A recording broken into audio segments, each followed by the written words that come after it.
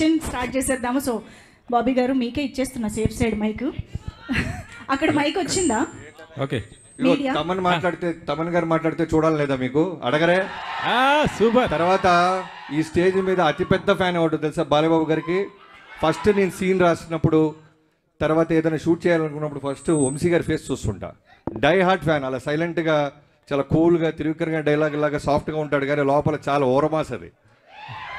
అందుకే బడ్జెట్కి ఎక్కడ వెనక అడగకుండా ఫ్యాన్ లాగా, ప్రొడ్యూసర్ లాగా కాకుండా బేబచ్చమైన డై హార్ట్ ఫ్యాన్ లాగా డబ్బులు కోట్లు కుమ్మరిస్తానే ఉన్నాడు. అతన్ని కూడా అడగాలి మీరు ప్రశ్నలు, వదలొద్దు. Thank you. ఓకే బాబీ గారు ఇక్కడ సార్. నేను వెంకట్ ఎన్టీవీ సార్. చెప్పండి. లాస్ట్ సంక్రాంతి అప్పుడు వాల్తేర్ వీర్యతో చిరంజీవి గారు వర్సెస్ బాలయ్య గారు అలా చేశారు. ఇప్పుడేమో బాలయ్య గారు వర్సెస్ రామ్ చరణ్తో చేస్తున్నారు. ఎట్లా ఉంది ఇది? ఏంటి ఇద్దరు? చెక్. నిన్న నైట్ ఈ క్వశ్చన్ తప్పకుండా అడుగుతాడు నాకు చెప్పాడు బాబు.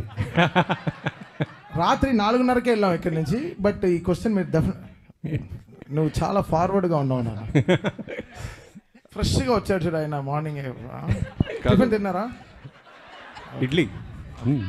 యా, లాస్ట్ టైం చిరంజీవి గారితో వాల్తేరు గారి పండగ కూర్చాం. ఇప్పుడు బాలయ్యబాబు గారితో వస్తున్నాం. నేను ఏ సినిమా చేసినా న్యాయంగా ధర్మంగా ఆ సినిమా తప్ప మనకి ఏమీ కనపడదు. పోటీలో మనం పెట్టాల్సిన ఎఫర్ట్స్ అన్నీ పెడతాం. తర్వాత ఈ సినిమాకి సంబంధించిన ప్రతి పాజిటివ్, ప్రతి సక్సెస్లోనూ ప్రోగ్రెషన్లోనూ చిరంజీవి గారు అన్నీ నేను షేర్ చేసుకుంటూ ఉంటాను చిరంజీవి గారికి. అలానే రిలీజ్ గురించి కూడా ఆయనకి తెలుసు. ఆయన కూడా మోస్ట్ వెల్కమ్ బాబీ అని ఆయన ఎంకరేజ్ చేసేవాళ్ళు. సీనియర్ యాక్టర్స్ గురించి మీకు తెలియదేం లేదు. సో సంక్రాంతి అనేది 2 నుంచి 3 పెద్ద సినిమాల్ని తీసుకోగలదు. సో అన్ని సినిమాలు బాగుండాలి, అన్ని సినిమాల్లో విజయం సాధించాలనే కోరుకుంటాం. బాలయ్య గారి ఫ్యాన్స్కి వాళ్ళకి కావాల్సిన ఒక మాస్ ఎలిమెంట్స్ ఇప్పుడు టీజర్లో మీరు చూపించారు కదా, ఇంకా ఏం ఎక్స్పెక్ట్ చేయొచ్చు దాంట్లో నుంచి? అదే మీకు చెప్పా కదా, ఇది just glimpse, only title glimpse. Trailer, songs, full cinema వచ్చేసరికి మీకు అర్థమైపోద్ది. Just glimpse. ఓకే. తమన్ గారు ఇక్కడ సార్. బాగున్నారు సార్? బాగున్నా సార్, మీరు ఎలా ఉన్నారు సార్? ఇది ఇప్పుడు చాలా సినిమాలు ఏంటంటే చాలా ప్రొడ్యూసర్లు, కొంతమంది మ్యూజిక్ డైరెక్టర్లు బిజీ షెడ్యూల్స్ వల్ల పోస్ట్ పోన్ చేసుకున్న సందర్భాలు కూడా ఉన్నాయి. మీరేంటంటే సంక్రాంతికి ఆల్రెడీ 2 సినిమాలు ఉన్నాయి మీకు, 2 బిగ్ సినిమాలు. అలాంటిది ఇప్పుడు పుష్ప 2 కూడా ఎత్తుకున్నారు. అసలు ఎక్కడ టైం సరిపోతుంది ఇవన్నీ? నేను ఒక పార్ట్ చేశాను పుష్ప 2లో, మొత్తం బాధ్యత తీసుకోలేకపోయాను. ఎందుకైతే చాలా పెద్ద సినిమా అది, అండ్ టూ మచ్ బిజినెస్లీ ఇన్వాల్వ్డ్. మన ప్రొడ్యూసర్స్ని దృష్టిలో పెట్టుకోవాలి. మనం ఛాలెంజ్గా తీసుకోవచ్చు కొన్ని విషయాలు, బట్ అట్ సేమ్ టైం మనం భయపడాల్సిన విషయాలు చాలా ఉంటాయి. 15 రోజుల్లో మనం ఎలా మొత్తం సినిమా కంప్లీట్ చేయగలం? చాలా గొప్ప సినిమా, నిజంగా నేను సినిమా చూసాను, చాలా గొప్ప సినిమా. బట్ నేను ఒక పార్టీ చేయగలిగాను, అది డైరెక్టర్ గారు, హీరో గారు చాలా హ్యాపీ అండి. అసలు మీరు అంటే మీరు ధైర్యంగా చేసేస్తున్నారు, మీ ప్రొడ్యూసర్స్ని కూడా ధైర్యంగా ఉంచుతున్నారు. అది బ్యూటీ ఆఫ్ దిస్ ఫిల్మ్. అంతే కదండి, ప్రొడ్యూసర్స్ అనేవాళ్ళు మనకి మదర్స్ లాగా, వాళ్ళ they are like so important. వాళ్ళు లేకుండా మన ఇండస్ట్రీ ఇలా జరుగుతుంది. వాళ్ళకి రిలీజ్ డేట్స్, వాళ్ళకి ఎన్నో లాజిస్టిక్స్ ఉంటాయి, దానికి తగినట్టు మనం పనిచేయాల్సిన సిచ్యువేషన్స్ ఉంటాయి. So always I'm on the producer side అండి. సో వాళ్ళు సినిమా రిలీజ్ చేయాలనుకుంటున్నారో I try to give them confidence, and అది నా భుజాల మీద వేసుకుని I try to finish my. Thank you అండి, looking forward. Thank you sir. Thank you sir. Vamsi గారు ఇక్కడ. వంశీ గారు సార్ ఒక డ్రీమ్ కమ్ ట్రూ లాగా అనిపిస్తుందా మీకు? ఎందుకంటే బాలకృష్ణ గారి కాంబినేషన్లో మీరు ఎప్పటి నుంచో ఒక సినిమా చేయాలని ట్రై చేస్తున్నారు. ఇప్పుడు విజువల్స్ చూసిన తర్వాత ఒక ఐ ఫీస్ట్ కనిపించింది. నిజంగా ఒక ఫ్యాన్ ప్రొడ్యూసర్ అయితే ఎలా ఉంటుందో ఆ రేంజ్ కనిపించింది విజువల్స్లో కానీ, అపీరియన్స్లో కానీ, బాలకృష్ణ గారి అపీరియన్స్లో కానీ. సంక్రాంతికి ఒక అవుట్ స్టాండింగ్ ఫిల్మ్తో రావటం అనేది ఒక సాంప్రదాయం అవుతూ పోతుందా? అంటే లాస్ట్ ఇయర్ కంటిన్యూస్ సంక్రాంతికి వస్తున్నారు. అంటే ముందు మీరు అన్నట్టు నేను బాబీ అదే ఇప్పుడు లాస్ట్ 20-30 ఇయర్స్ నుంచి బాలకృష్ణ గారిని ఎలా చూస్తున్నారో అలా కాకుండా కొత్త రకంగా చూపిద్దామనే ఇప్పుడు విజయ్ కార్తిక్ అన్నని జైలర్ అయిన తర్వాత తను తీసుకురావడం, ఇట్లాంటి విజువల్స్ ప్లాన్ చేయడం. బాబీ చెప్పినట్టు ఇది అసలు మీకు నథింగ్. సినిమాలో ఒక 5 బ్లాకులు, నేను 5 బ్లాకులు చూశాను. థియేటర్లు రేపు మామూలుగా ఉండదు, ఒక 5 బ్లాకులు సినిమాలో. ఇది అసలు మీకు నథింగ్. చిన్న అన్నిట్లో చిన్న ముక్కలు కట్ చేశాడు బాబీ ఊరికే మీకు చూపిస్తానికి. అసలు మీకు ఇంటర్వెల్ షాట్లో ఒక సగం స్క్రీన్ డివైడ్ అయ్యి ఒక చోట ఒక సైడ్ బాబీ డియోల్ గారు సైడ్ బాలకృష్ణ గారు ఉంటారు. ఆ సీన్కి మీరు వెయిట్ చేయండి. బాబీ గారు సార్, అంటే ఇద్దరు మాస్ హీరోస్తో పనిచేసిన ఎక్స్పీరియన్స్ అంటే వాల్టర్ వేరే గారు, చిరంజీవి గారు కావచ్చు, అంతకుముందు మాస్ మహారాజు గారు అయినా, ఇప్పుడు బాలకృష్ణ గారు అయినా, ఈ ఎక్స్పీరియన్స్ అనేది ఈ జర్నీని ఎలా చూస్తారు మీరు? బాలకృష్ణ గారితో ఈ జర్నీని ఎలా చూస్తారు? బాలకృష్ణ గారితో జర్నీ అనేది ఎలా ఉంటుందంటే, డైరెక్టర్ అంటే నిజంగానే ఆయన ఒక ఇంటర్వ్యూలో చెప్పినప్పుడు నిజంగానేనా అనిపించింది. ఒక స్టేట్మెంట్ ఇచ్చాడు ఆయన ఒక సినిమా ఇంటర్వ్యూలో, డైరెక్టర్ అంటే మా నాన్నగారులాగా అని. నిజంగానే ఉంటుందా ఒక డైరెక్టర్ నాన్నగారులాగా చూస్తారనుకున్నాను, కానీ నిజంగా చెప్తున్నాను, హీ విల్ కమ్ లైక్ ఒక స్కూల్కి వెళ్తున్న పిల్లోళ్ళలాగా వచ్చి, నాకేం తెలియదు మీరు చెప్పండి చేస్తాను.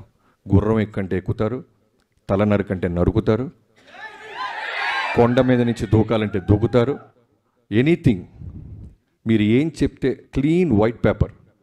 అలాంటి హీరో నేను ఇప్పటిదా చూడలే. అంటే మీకు అదే చెప్తున్నా కదా, నేను చాలా దాచుకోవాల్సి వస్తుంది, ఎందుకంటే చాలా ఈవెంట్స్ ఉంటాయి. నాకు తెలుసు ఈ సినిమా మా టీం అందరం చూసి చెప్తున్నాం, అన్ని ఈవెంట్స్ వస్తాయి, సెలబ్రేషన్స్. ఒకటైతే చెప్తాను, దాచుకున్నది యాక్చువల్గా మిడ్నైట్ 1:30, 2 o'clockకి షూట్ జరుగుతుంది. 2:00 మీకు తెలియదు ఏం లేదు. జనరల్గానే యంగ్ హీరోసే టైర్డ్ అయిపోతారు, నైట్ షూట్ అంటేనే నైట్ షూటా అంటారు. అలాంటిది ఆల్మోస్ట్ 13 రోజులు 14 రోజులు ఒక ఎపిసోడ్ తీసాం. నైట్ 2 o'clockకి విపరీతమైన చలి, ఆ చలిలో గుర్రం ఎక్కాలి. నేను ఆయనకి చెప్పకుండా డూప్ని ఏదన్నా బ్యాలెన్స్ చేద్దామా అంటే వీణొచ్చి గుర్రం నేను కదా ఎక్కాలి అని ఆయనే గుర్రం ఎక్కి ఒక అడవిలో గుర్రాన్ని పరిగెత్తిస్తూ చేతిలో బర్న్ అవుతున్న ఒక స్వర్డ్ని పట్టుకొని చేసాం. ఒక చిన్న మూమెంట్ క్యాప్చర్ చేసాం. సో అది మీకు మీరే ఆలోచించండి ఎలా ఉంటుందో. అలాంటిది ఒక డైరెక్టర్గా విట్నెస్ చేస్తున్నప్పుడు ఒక హీరో చేస్తుంటే ఎంత కిక్ వస్తుందో మనకి. అది బాలయ్య గారితో స్పెషల్. డైలాగ్స్ మీకు స్పెషల్ ఉంది సార్. బాలకృష్ణ గారి డైలాగ్స్కి ఒక సపరేట్ ఫ్యాన్ బేస్ ఉంది. అంటే ఆయన డైలాగ్స్ ఫస్ట్ టైం మీరు విట్నెస్ చేస్తున్నప్పుడు ఎలా ఫీల్ అయ్యారు? అదే బాలయ్య గారి గురించి తెలియదు ఏం లేదు, ఎమోషన్స్ డైలాగ్స్ అన్నీ నెంబర్ 1. కానీ ఇందాక అన్నాను కదా, నేను వంశీ గారు మేమందరం టీం తమన్ గారు కూర్చున్నప్పుడు ఏమనుకున్నామంటే, బాలయ్య బాబు గారి మాస్ ఎలిమెంట్స్ అన్నీ ఉంటూ ఎక్కడో చిన్న న్యూ ఏజ్ కొత్త ప్రయత్నం చేయకపోతే మనకంటూ ఒక మార్క్ ఉండదు. మనం ఏదో ఒక గిఫ్ట్ లాగా ఇవ్వాలి, మనం ఏదో ఒకటి కొత్తది చేయాలి అనే ఒక మోటివ్తోనే చాలా మటుకు మాస్ ఎలిమెంట్స్ మిస్ అవ్వకుండా ఒక కొత్త బాలకృష్ణ గారి అవతారాన్ని క్రియేట్ చేసాం. డైలాగ్ డెలివరీస్ కానీ మీరు సినిమా చూసి అర్థమవుద్ది మేము తీసుకున్న కొత్త ఇన్వెన్షన్ ఏంటో. గారు ఇక్కడ ఇటు సైడ్ ఇప్పుడు కనబడలేదు, ఎక్కడికి వెళ్ళిపోయారు?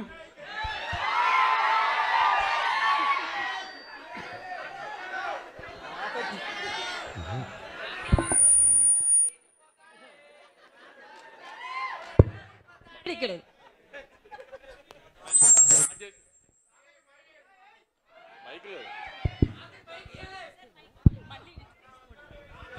చెక్. సాధారణంగా ఈ రిలీజ్ డేట్లు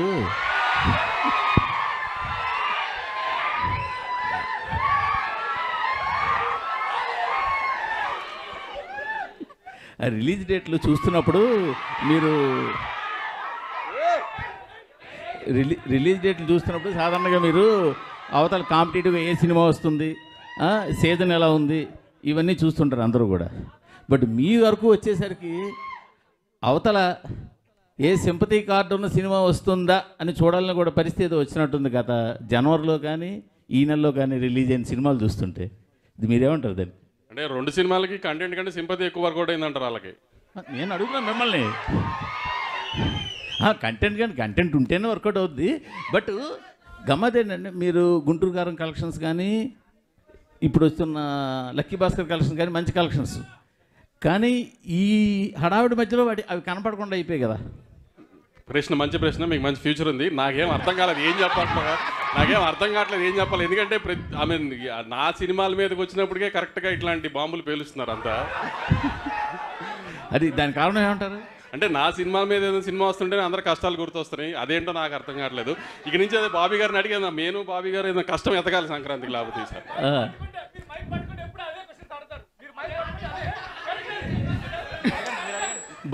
బాబీ గారు. తమన్ గారు ఇప్పుడు అందరి మీద మీ దృష్టి ఉంది, మీ మీదే ఉంది అందరి దృష్టి.